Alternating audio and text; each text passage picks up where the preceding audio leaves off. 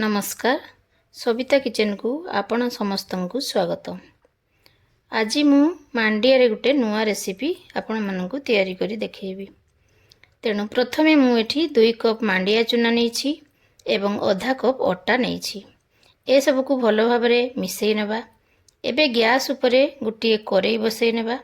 करेई रे 4 कप पानी दे देबा। पिठा को भलो टेस्ट करिवा पई स्वाद अनुसार लूण देबा। तापरे आधा कप चीनी किंबा गुड़ दे देबा। मु एठारे गुड़ व्यवहार करिछि। एबे एहार बास्ना पई किछि गुजराती गुंड देई घोड़ेई की छाड़ी देबा। 2 मिनिट परे पानी फुटिबा आरंभ कला मात्रे एथिरे गुटे बड़ चामच देसी घिओ दे देबा। एबे गैस रो फ्लेम को लो करिकी मांडिया चूना को गुटे हाथ रे पकेइबा और आउ गुटे हाथ रे एहा को एई परि भाबरे मिक्स करिबा। किछि समय परे एठी मांडियाटी कोरेरु छाड़िबा आरंभ कलानी। मांडियाटीर भलो भाबरे गुटे डो तैयारी होई जाइछि। एबे गैस रो फ्लेम को बंद करि देबा और एहा को एई परि भाबरे घोड़ेई रखि देबा। एबे चलंतु मांडिया काकरा पई पूरा प्रस्तुत करिबा। एथि पई मु एठारे गुटे बड़ नडिया कोरा नेछि।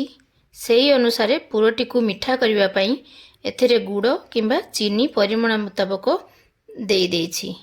एथिरे बास्ना पई आमे अल्प गुजराती गुंड दे देबा। गैस रो फ्लेम को मीडियम रे रखी गुड़ और नडिया कोरा को भलो भाबरे भाजी नेबा। किछि समय पर एथिरे 2 बड़ चामच मिल्क पाउडर देबा।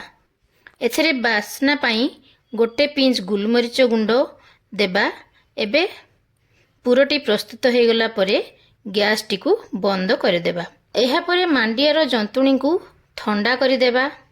तापरे हाथ रे अल्प रिफाइन तेल लगेई मांडिया जंतुणी को एही परि भाबरे चकटी नेबा। जेतिकी बड़ साइज रो काकरा आपण प्रस्तुत करबा को चाहुचंती से अनुसार गोला नेई एही परि पूरा देई पिठा गुडी को गढ़ी नेबा। एही भली भाबरे मु सब पिठा गुडी को एठारे तैयारी करी नेछि। एबे गैस रे गुटिए करेई रे किछि तेल देई गरम करी नेबा। तेल भलो भाबरे गरम हेबा परे आमे पिठा गुडी को छाणी नेबा। तो देखंतु एबे पिठा गुडी को भलो भाबरे भाजी होई गला।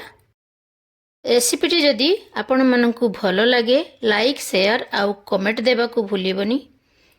तेबे पुणी देखा हेबा आउ गुटिए नुआ रेसिपी रे।